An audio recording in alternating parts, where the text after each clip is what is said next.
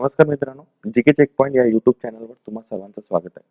आपण टीसीएस आणि आयबीपीएस पॅटर्नच्या पद्धतीनुसार आपण एमसीक्यू सिरीज बघत आहे, जे टीसीएस मध्ये ऑलरेडी त्यांनी विचारलेले आहेत आणि त्या अवतीभोवतीचं बॅकग्राऊंड आणि त्या पद्धतीचे प्रश्न, जेणेकरून तुम्हाला अभ्यासाची एक पद्धती लक्षात येईल आणि तुम्हाला त्याच पद्धतीने तुम्हाला अभ्यास करणं आवश्यक राहील, जर तुम्हाला चांगला स्कोर करायचा असेल.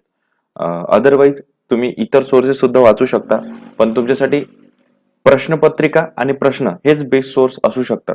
त्यामुळे तुम्ही ते प्रश्न वाचा आणि त्या अनुषंगाने अभ्यास करायचा आहे. चला तर मग आता आपण याच्यामध्ये जीकेचं बघत आहे, तर आपण कुठलाही वेळ न घालवता सुरुवात करू.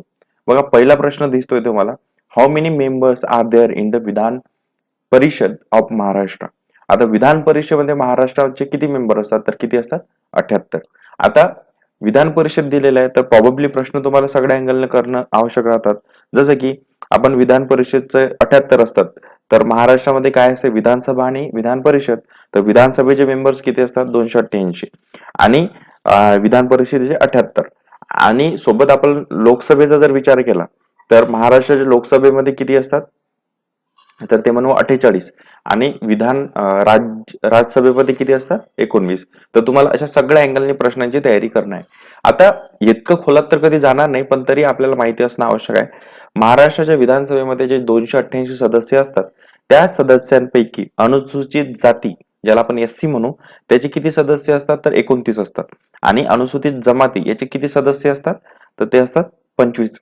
ठीक आहे. आणि जे निर्वाचित सदस्य आपण इकडे म्हणू, जेव्हा विधान परिषदेचा विचार करू, तेव्हा निर्वाचित सदस्य 506 असे असतात. ते अप्रत्यक्षपणे निवडून दिले जातात आणि राज्यपाल नियुक्त करतो किती जणांना? 1/6. असं ओव्हरऑल तुम्हाला बॅकग्राऊंड लक्ष घ्यायचं या प्रश्नाच्या अवतीभोवती, जेणेकरून तुम्हाला टीसीएस विचारलं तर तुम्हाला कुठलाही प्रश्न सुटता कामा नये. त्यानंतर नेक्स्ट प्रश्न बघूया आपण. Question number 2, which of the following article of the Indian constitution provide protection against arrest and detention in certain cases. म्हणजे सरळ सरळ काय की आपलं जे अरेस्ट वगैरे होतं आपल्याला, त्याच्यापासून प्रोटेक्ट करतं. म्हणून हे कलम कोणतं आहे? 22. यालाच आपण मराठीत काय म्हणत असतो? अटक आणि स्थानबद्धता यापासून संरक्षण असते. ठीक आहे. तर कलम 22 इथे हे, आणि बाकीचे कलम पण आपण बघून घेऊ. 24 कशाशी संबंधित आहे? आपलं बाल कामगार वगैरे आहे, त्यांना तुम्ही कामावर ठेवू शकत नाही. ठीक आहे ना, 14 वर्षाखालील वगैरे असं. त्यानंतर 20 हे कशाशी संबंधित आहे? तर अपराधाच्या दोष सिद्धीबाबत आपल्याला त्याचं हे भेटलं पाहिजे, संरक्षण भेटलं पाहिजे. त्यानंतर कलम 26 हे कशाशी संबंधित आहे? तर धर्माची जे व्यवस्था असते किंवा व्यवहार असते ते बघण्याचा अधिकार असतो. त्यानंतर question number 3, which of the following example of legal tender. खालीलपैकी कुठलं एक्झाम्पल आपल्याला लिगल टेंडर म्हणून कॅटेगराईज केलं जातं? बिटकॉइन येत नाही, चेक सुद्धा येत नाहीत. त्यानंतर बँक नोट, जे आपण नोटा युज करतो, तर लिगल टेंडर आहे. ठीक आहे ना. तर डिमांड ड्राफ्ट सुद्धा येत नाही. तर ऑप्शन नंबर काय भेटायचं? 3. त्यानंतर question number 4, Maharashtra has meteorological sub division. Meteorological sub division म्हणजे काय? हवामान विभाग किती आहेत महाराष्ट्रात? तर हवामान विभाग किती आहेत महाराष्ट्रात? 4. तर ते कोणकोणते येतात? कोकण आहे एक, त्यानंतर मध्य महाराष्ट्र, त्यानंतर मराठवाडा आणि विदर्भ. ठीक आहे. त्यानंतर next, in which language the famous poetic work Gatha Saptashati was compose by Satavahana king Hala. हा प्रश्न सेम आपण आधीच्या व्हिडिओमध्ये बघितला होता, जेव्हा ती प्रश्नपत्रिका आपण घेतली होती. तिथं फक्त शब्दांची रचना वेगळी होती. त्यांनी विचारलं होतं की गाथा सप्तशती ही कोण लिहिली? तर त्याचं उत्तर होतं किंग हाला. पण याच्यामध्ये असं विचारलं की गाथा सप्तशती जी किंग हालाने लिहिलेली आहे, ती कोणत्या भाषेत आहे? तर ती कोणत्या भाषेत आहे? प्राकृत. ठीक आहे. तर असे त्यावेळेस मी तुम्हाला सांगितलं की याच्यात काय करायचं आहे काय नाही, तर ते परत परत रिपीट करत नाही. ते तुम्हाला तो व्हिडिओ मी डिस्क्रिप्शन बॉक्स मध्ये दिलाय, तिथे जाऊन तुम्ही तो बघू शकता. त्यानंतर question number next, the official language of state of Maharashtra is obviously कुठली राहणार आहे? ती मराठी.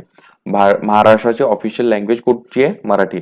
आणि अजून 343 कलम मध्ये येते की आपल्या भारताची राज्यभाषा किंवा संघ राज्याची राज्यभाषा हे 343 या कलमा येते. त्यात असा कुठलाही असा उल्लेख नाही की भारताची राष्ट्रभाषा ही असेल. फक्त वापरायची राष्ट्रभाषा राज्यभाषा अशी म्हटलंय, आणि ती आहे आपली इंग्रजी आणि हिंदी. सुप्रीम कोर्टची इंग्रजी येते. ठीक आहे. अशा काही लँग्वेज आहेत, ते तुम्हाला लक्षात ठेवणं गरजेचं आहे. त्यानंतर क्वेश्चन नंबर 7 बघूया आपण. खालीलपैकी कोणत्या परिसरातील समशीतोष्ण जंगले शोलाज म्हणून ओळखली जातात? तर कुठली आहे ती? निलगिरी. ठीक आहे. या निलगिरी भागातील जी जंगले आहेत ती शोलाज म्हणून ओळखले जाते. आता निलगिरीचा जो पट्टा आहे हा कुठल्या कुठल्या राज्यामध्ये येतो? केरळ आहे, कर्नाटक आहे आणि तामिळनाडू या पट्ट्यामध्ये तो येतो. आणि हा प्रदेश ऐकूनच कसा आहे, उष्णकटिबंधीय आहे आणि म्हणून तो जो जंगलाचा भाग आहे त्याला शोलाज असं नाव दिलंय. ठीक आहे ना. आणि निलगिरी पर्वत जनरली आपण तामिळनाडूचा विचार करतो, पण तिन्ही बाउंड्रीला हे टच होतात. ठीक आहे. त्यानंतर next, which of the following statement is correct? खालीपैकी कुठलं स्टेटमेंट हे बरोबर आहे? Maharashtra economy is predominantly agrarian. महाराष्ट्राची जी इकॉनॉमी आहे ही विशेष करून ही शेतीवर डिपेंड आहे किंवा शेतीची आहे. हे राईट आहे पहिलं statement. Maharashtra has typical monsoon climate with hot rainy cold weather season. आपल्याकडे सगळं टिपिकल क्लायमेट आहे बघा, कधी गरमी असते कधी पाऊस येतो आणि म्हणजे 3 ऋतू आहेत सरळ सरळ. तर मग बोथ स्टेटमेंट्स आर करेक्ट, म्हणजे ऑप्शन नंबर 4. त्यानंतर क्वेश्चन नंबर नेक्स्ट बघू आपण 9. Which of the following statement is correct? खालीपैकी कुठलं स्टेटमेंट हे करायचं आहे? तर Bedse cave are located in Pune district of Maharashtra. जो बेटसे केव आहे कुठे आहेत? पुण्यामध्ये आहेत. बरोबर आहेत. नंतर Bedse cave are a group of Buddhist cave that can be dated back in first century. तर हे बुद्धिस्ट केव आहे, जेव्हा फर्स्ट सेंचुरीमध्ये बिफोर ख्रिस्ट त्या डेव्हलप झाल्या होत्या किंवा ते स्थापन झाल्या होत्या. तर दोन्ही स्टेटमेंट कशा आहेत? बरोबर. आता या प्रश्नावरून तुम्हाला काय कळतं की महाराष्ट्रात जेवढ्या पण केव्ज आहेत आणि त्या केव्ज कोणत्या रिलिजनशी संबंधित आहे किंवा त्याचा संबंध कोणत्या धर्माशी येतो, ते सगळ्या गोष्टीचं तुम्हाला करणं आहे. आणि महाराष्ट्रात भरपूर केव्ह आहेत. प्रत्येक म्हणजे मॅक्झिमम जिल्ह्यामध्ये केव्ह आहेत. जसं की पुण्यातला केव्ह तुम्ही चांगलं लक्षात ठेवा, औरंगाबाद मधल्या ठेवा, नाशिक, सातारा, पुणे, मुंबई, रायगड, लातूर, ते सगळ्या केव्स तुम्हाला बघणं आवश्यक आहे. त्या केव्हची लिस्ट मी जमलंच तर आपल्या टेलिग्राम चॅनलवर शेअर करेल. टेलिग्राम चॅनलची लिंक डिस्क्रिप्शन मध्ये दिलेली आहे. जीके चेक पॉईंट नावाचं चॅनल आहे, तर तिथे तुम्ही जाऊन ते लिस्ट मागा किंवा मला सुद्धा पर्सनली तुम्ही मेसेज करू शकता. चला पुढचा आपण घेऊ. प्रश्न क्रमांक 10. भारताच्या 2011च्या जनगणनेनुसार महाराष्ट्रातील खालीलपैकी कोणत्या जिल्ह्यात लोकसंख्येची घनता 1000 पेक्षा जास्त आहे? तर खालीलपैकी ऑप्शन निवडायचे आपल्याला. पुणे, कोल्हापूर, वर्धा. तर याच्यामध्ये आपल्याला ठाणे असं दिसते की ज्याची जी घनता आहे ती 1000 पेक्षा जास्त आहे. तर मग तसा जर विचार केला की टॉप घनता असलेले महाराष्ट्रातील कुठले जिल्हे आहेत, तर आपण असं म्हणू मुंबई उपनगर, ज्याची घनता सगळ्यात जास्त आहे 20,980. नोट डाऊन करून घ्या. त्यानंतर येतं मुंबई शहर, त्याची घनता आपल्याला पाहायला भेटते 19,652. ठीक आहे. आणि त्यानंतर मग ठाणे, मग पुणे असा नंबर लागतो. आता जशी की टॉपची घनता आहे त्या सगळ्यात कमी घनता याचं सुद्धा तुम्हाला लक्षात असणं आवश्यक आहे. तर सगळ्यात कमी घनता कोणत्या जिल्ह्याची येते? ती येते गडचिरोली. ठीक आहे. त्यानंतर येतो नंबर लागतो सिंधुदुर्गचा, त्यानंतर लागतो चंद्रपूरचा. तर गडचिरोलीची किती आहे? 74 तुम्ही लक्षात ठेवा. ठीक आहे. त्यानंतर सिंधुदुर्ग आणि चंद्रपूर. त्यानंतर नेक्स्ट क्वेश्चन नंबर 11 बघा. राज्य सरकारच्या विविध विभागांमध्ये संघर्ष उद्भवल्यास तो कोणाद्वारे सोडवला जातो? तर रिकाम्या जागा दिल्या, कोणाद्वारे सोडवला जातो? राज्याचे मुख्यमंत्री. आता जरी आपल्याला कधी कधी याचा राज्याचे राज्यपाल वगैरे वाटत असतात, पण राज्यपाल हे मुख्यमंत्रीच्या सल्ल्याने काम करत असतात आणि बऱ्याच घटना हे मुख्यमंत्रीच्या अंडरच असतात. तर तो मुख्यमंत्री असा उत्तर त्याला भेटते आपल्याला. त्यानंतर नेक्स्ट बघू. खालीलपैकी कोणते पुस्तक हे भगवद्गीतेचा अर्थ स्पष्ट करते? आता आपल्याला माहित आहे भगवद्गीता संस्कृत मध्ये होती. संस्कृत मध्ये तेव्हा त्यावेळेस कोणत्याच लोकांना, ठराविक लोक सोडले तर कोणाला समजायची नाही. मग संत ज्ञानेश्वरांनी काय केलं की भगवद्गीतेचं प्राकृत भाषेत रूपांतर केलं किंवा मराठीत भाषेत रूपांतर केलं आणि ती होती ज्ञानेश्वरी. तर ज्ञानेश्वरीलाच आपण दुसऱ्या भाषेत काय म्हणतो? भावार्थ दीपिका. ठीक आहे. आता याच्यामध्ये दुसरे काही ऑप्शन्स दिले त्याचे पण आपण लेखक बघून घेऊ. बुधभूषणम हा कोणी संभाजी महाराजांनी लिहिलेला. त्यानंतर मनाचे श्लोक स्वामी रामदास स्वामी यांनी लिहिलेला. त्यानंतर दासबोस सुद्धा त्यांनीच लिहिलेला. ठीक आहे. त्यानंतर नेक्स्ट बघू आपण. खालीलपैकी कोणती संस्था संवैधानिक संस्था नाही? तर याचं उत्तर आहे नीती आयोग. आता इथे समजून घेऊ आपण संवैधानिक संस्था आणि असंवैधानिक संस्था. संविधानिक संस्था आपण त्याला म्हणतो ज्या घटना निर्माण करताना घटनेमध्ये त्याचा आर्टिकल म्हणजे कलमामध्येच त्याचा उल्लेख होता, त्याला आपण संवैधानिक संस्था म्हणतो. आणि असंवैधानिक संस्था आपण अशा म्हणतो की ज्या नंतर त्याला प्रावधानाने किंवा कलमामध्ये त्याला ऍड केलं किंवा त्याला घटना दुरुस्तीच्या माध्यमातून त्यानंतर आले, तर अशा त्या असतात. तर जीएसटी ही जीएसटी सुद्धा एका कलमामध्ये इन्क्लूड आहे. एनसीएससी हे सुद्धा आहे. त्यानंतर युपीएससी ही सुद्धा आहेत. आणि इतर संवैधानिक संस्था आपण कोणत्या म्हणू शकतो? युपीएससी, एमपीएससी, त्यानंतर निवडणूक आयोग, त्यानंतर एसटी आयोग, एससी आयोग हे सगळे आहेत. ठीक आहे. आणि नीती आयोग हे येत नाही, कारण नीती आयोग नंतर स्थापन झाला. तर नीती आयोगाबद्दल थोडीशी माहिती घेतली तर नीती आयोगाची स्थापना कधी झालेली आहे? 1 जानेवारी 2015. नीती आयोगाचं फुल फॉर्म काय? National institute of transformation of India. ठीक आहे. त्यानंतर आपण अध्यक्ष कोण आहे असतात त्याचे? पंतप्रधान. मग सध्याचे पंतप्रधान कोण आहे? नरेंद्र मोदी. मग सध्याचे अध्यक्ष कोण आहे? नरेंद्र मोदी. अशी थोडक्यात तुम्हाला माहिती लक्षात असणं आवश्यक आहे. Which of the following article of Indian constitution provide the fundamental duties. आता फंडामेंटल ड्युटीज म्हटलं आहे त्याच्यात मित्रांनो. तर फंडामेंटल ड्युटीज ह्या कशामध्ये येतात? 51A मध्ये येतात. ठीक आहे. तर फंडामेंटल म्हणजे आपण काय म्हणू? मूलभूत कर्तव्य. तर मूलभूत कर्तव्याचा जर आपण विचार केला तर हे 51A मध्ये येतात. आणि कोणी रिकमेंडेड केले होते हे मूलभूत कर्तव्य? तुम्ही ऍड करा तर सरदार सुवर्णसिंह समिती. ठीक आहे. तर कुठल्या घटना दुरुस्तीने ऍड झाले होते? तर 42वी घटना दुरुस्ती 1976. आणि किती कर्तव्य आहे याच्यामध्ये? तर 11 कर्तव्य. आणि जे म्हणजे पहिले सुरुवातीला 10 कर्तव्य होते आणि त्याच्यामध्ये मग 11वं कर्तव्य ऍड झालं. तर ते 11वं कर्तव्य ऍड झालं तर ते कुठल्या घटना दुरुस्तीने ऍड झालं? तर 86वी घटना दुरुस्ती 2002. ठीक आहे. आणि फंडामेंटल ड्युटीज ज्याला आपण मूलभूत कर्तव्य होते हे कोणत्या देशाकडून आपण घेतलेले आहेत? तर ते घेतले आपण सोव्हिएत रशियाकडून घेतलेले आहेत. तर बघा याच्यामध्ये इतकी सगळी माहिती आहे ती तुम्ही नोट डाऊन करा. जमलंच तुम्हाला काही लक्षात राहिलं नसेल तर परत हा एवढा स्लॉट रिपीट मध्ये घ्या आणि तो तुम्ही फॉलो करा. ठीक आहे. आणि नोट डाऊन करा प्रत्येक गोष्ट. तर सत्रिया नृत्याचा उगम कोणत्या राज्यातून झाला? तर याचं उत्तर आहे आसाम. आधीच्या व्हिडिओमध्ये मी सुद्धा सांगितलं होतं की तुम्हाला नृत्य, त्याचे राज्य आणि त्याची वैशिष्ट्य किंवा एखाद्या करण घडामोडी जर एखादा व्यक्ती असेल जो नृत्याशी संबंधित असेल, त्याला एखादा अवॉर्ड, पुरस्कार किंवा त्याचं निधन वगैरे झालं असेल तर त्याचा तुम्हाला संदर्भ तो कुठल्या राज्याशी आहे, कुठल्या नृत्याशी संबंधित आहे, त्याचं कुठलं घराणं आहे ना, संगीताचा संबंध असेल तर अशा सगळ्या गोष्टींचा तुम्हाला अभ्यास करायचा आहे. तर चालू घडामोडी सुद्धा तुम्हाला अपडेट ठेवायचे आहेत. तर सत्रिया हा नृत्य कुठे येते? आसाममध्ये.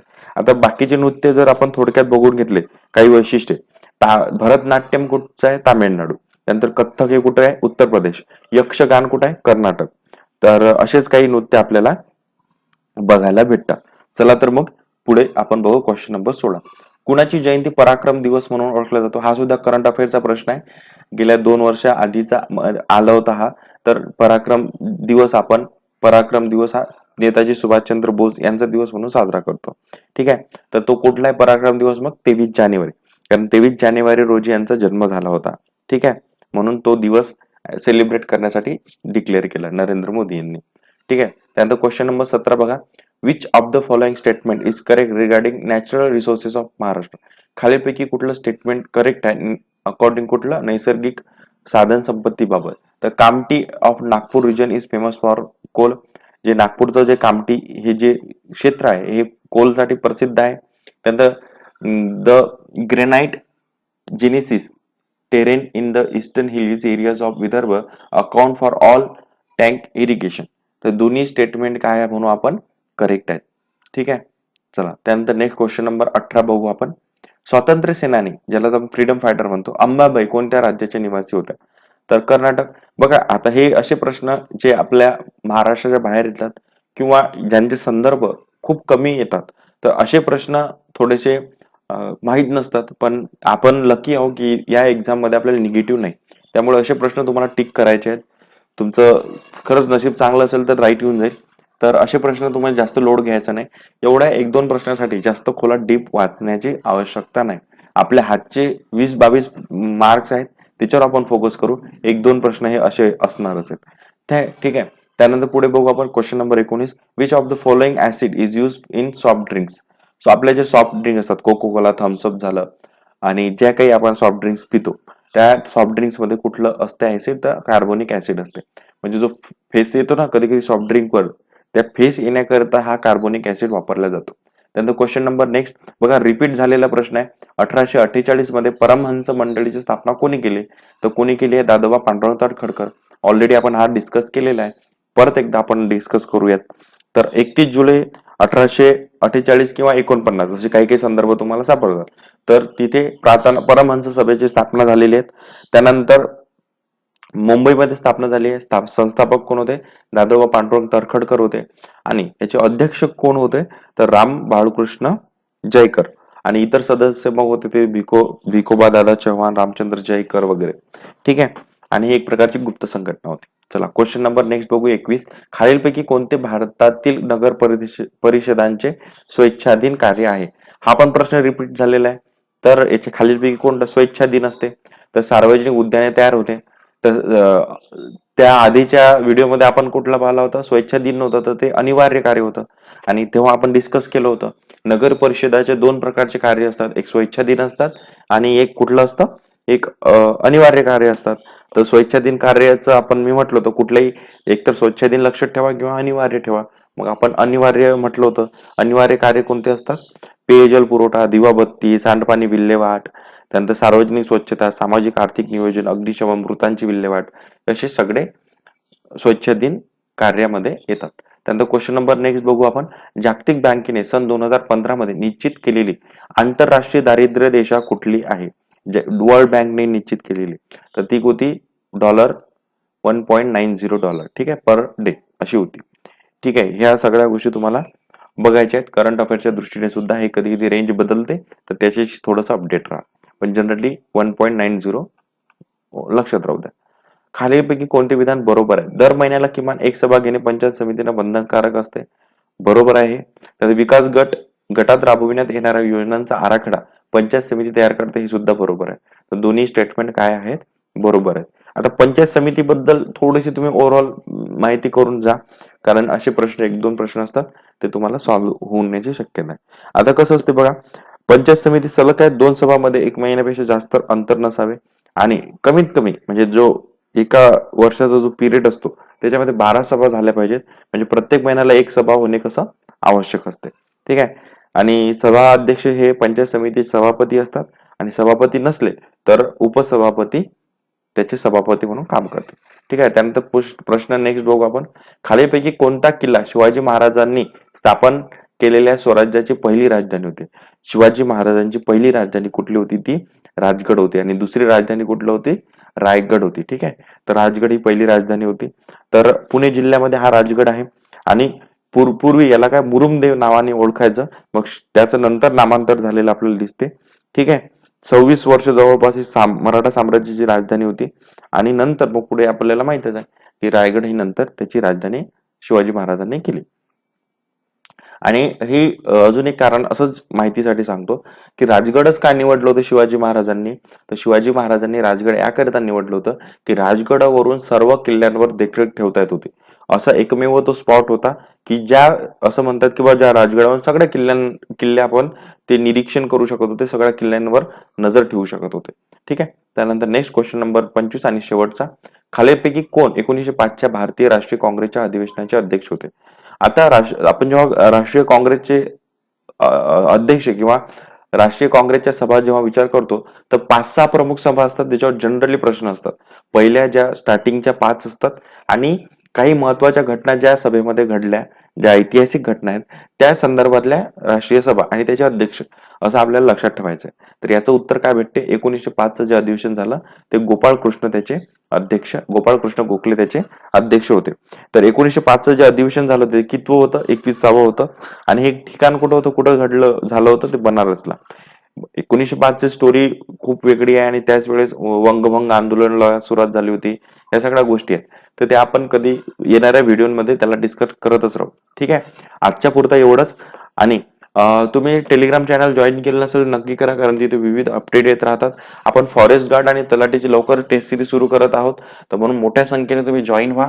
त्याचा नक्की फायदा घ्या, कारण TCS आणि IBPS पॅटर्न नुसार आपल्याला सगळ्या गोष्टी करायच्या, तर तुम्हाला बेनिफिट होईल. पारंपरिक पद्धत तुम्हाला थोडीशी आता सोडून द्यावं लागेल. चला तर मग याच व्हिडिओ सोबत आपण असेच व्हिडिओ घेत राहू, भेटत राहू. आणि सबस्क्राईब केलं नसेल तर नक्की करा, मित्रांना सुद्धा शेअर करा. धन्यवाद.